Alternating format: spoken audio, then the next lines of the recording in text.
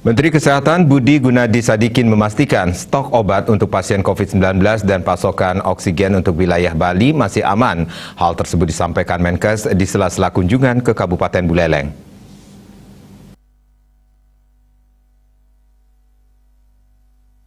Provinsi Bali dalam kurun beberapa pekan belakangan ini sempat mengalami kelangkaan obat COVID-19 dan pasokan oksigen di sejumlah rumah sakit.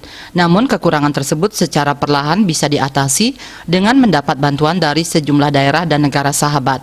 Menteri Kesehatan Budi Gunadi Sadikin menjamin pasokan oksigen untuk sejumlah rumah sakit dan obat bagi pasien COVID-19 maupun yang menjalani isolasi. Di samping itu, Bali juga sudah menerima ratusan oksigen konsentrator yang dikirim ke sejumlah rumah sakit guna lebih mudah mengantisipasi jika terjadi kekurangan oksigen. Selain itu, sudah ada bantuan oksigen dari beberapa negara sahabat seperti Singapura yang sudah didistribusikan ke rumah sakit di Bali. Kemudian untuk oksigen, Bali sudah mendapatkan isotank juga langsung dari bantuan dari Singapura dan juga dari Morowali.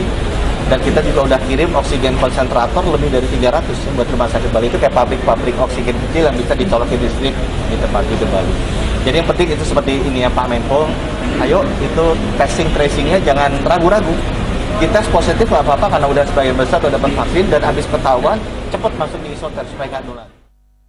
Menkes selalu menghimbau masyarakat untuk lebih disiplin dalam menerapkan protokol kesehatan. Komang Yuda, Bali TV.